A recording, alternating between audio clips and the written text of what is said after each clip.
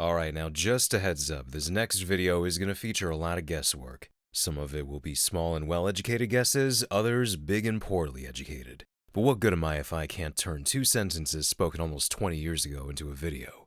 Anyway, moving on from that. When GTA 4 was in development, Rockstar already knew that they were going to make exclusive downloadable content for the Xbox 360 version. This was thanks to Microsoft asking them kindly to not make the game a PS3 exclusive like they originally planned, and by giving them an extra $50 million just to be nice, because that's how companies work, right? They're just doing things out of the goodness of their heart. Okay, not really, but at least the game going multi-platform meant more people could actually play it and enjoy it. But this made the Xbox version very appealing to fans early on, because why miss out on the extra content, right?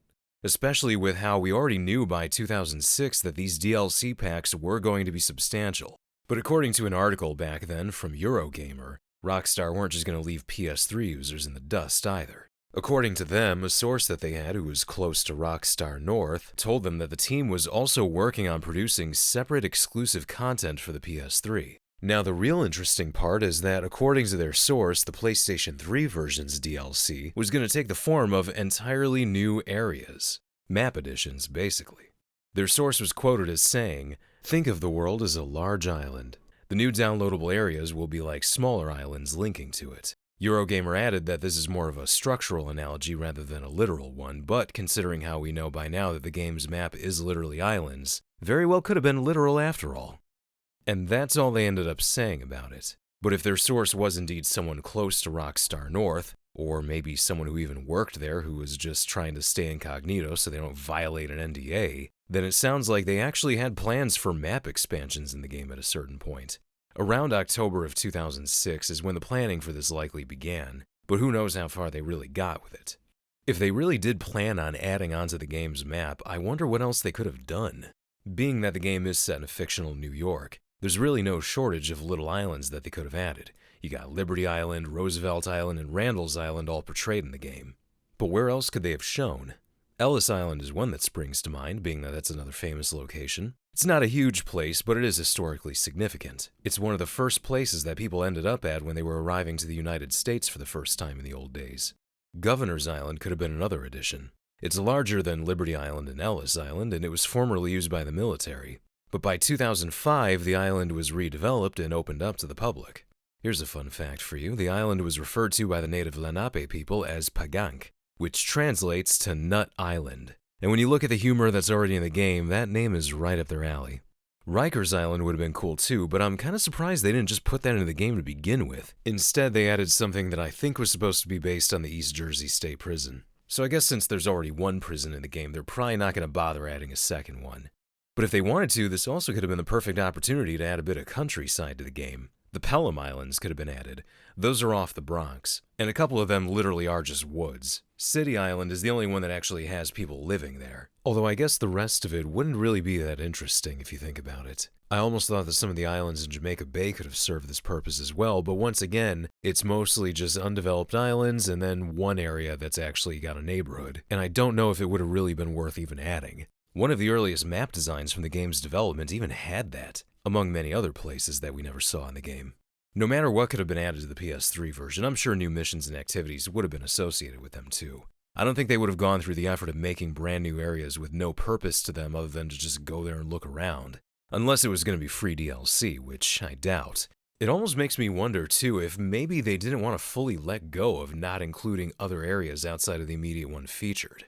Now, even though I'm sure they wouldn't have given us map DLC that's like twice the size of the normal playable area, maybe their plans could have been to add smaller borough-sized areas that could have been based on the places they wanted to include. So we wouldn't have gotten a huge Long Island like they were planning on originally, but maybe we would have gotten a really small one that would have been just heavily condensed and probably just focusing on like one area. I bet it was going to be the Hamptons too. If I had to guess as to what they might have been planning on adding, I wouldn't be surprised if it was that. The only reason I say that is because even long after the New York State idea had been abandoned, they still came up with a fake name for the Hamptons. They called them the Caraways, and they're mentioned a couple of times in the game. It just feels to me like if it was a long-term idea of theirs. But who really knows?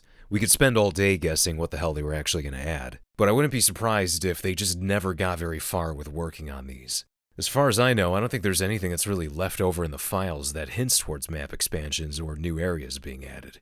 Kinda makes me think that it must have been something scrapped early on. I bet they barely even got past the planning stages. But still, thinking about the what-ifs are always fun, right? And it just goes to show how ambitious Rockstar was even back then, and how adding new areas was an idea that they've always had, long before we got the Gaio map on GTA Online. And even then, it's not like it's someplace that you can just go to freely and explore without doing a mission there. And with how GTA 6 is still supposedly coming out this year, and with how we've heard that this game had to be scaled way back at a certain point in development, maybe this is something they're considering doing again, just on a much larger scale now. That Bloomberg article from 2022 even stated as much. According to Jason Schreier, the game was originally codenamed Project Americas, and it was supposed to be a huge map, spanning across both North and South America. Then they had to trim it down to just South Florida. But when the article was written back in 2022, evidently the plan was to still continuously add new areas on a regular basis. Presumably, a lot of work might have been done in the planning stages for the game that they could just recycle. And if you ask me, my theory is that Cayo Perico was originally meant to be part of Project Americas. None of my friends and I are involved in game development, so obviously we're just guessing. But when we played through that DLC, I guess we just felt that maybe this was recycled content from another game. It does seem that a lot of stuff from GTA 5's scrapped single-player DLC did get reused in online.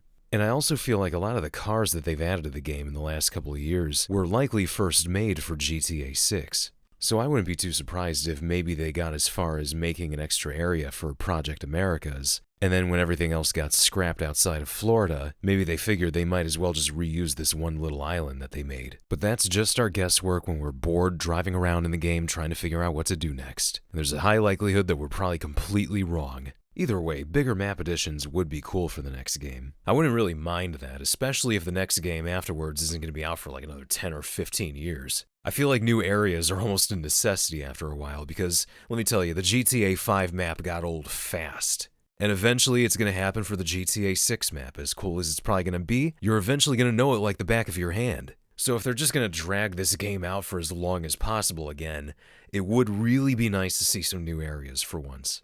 But I would expect it to be online only as well. New single-player editions would be great, but online is probably going to be prioritized because that's the moneymaker, so don't get your hopes up with anything for single-player, aside from just the main story that we get at the start. Now, having said all that, what's your opinion? What do you think that they would have added if they actually did map additions for the game? And do you think we're eventually going to see map additions for GTA 6? Because personally, I kind of hope that we get them. Let me know your thoughts, and thank you for watching.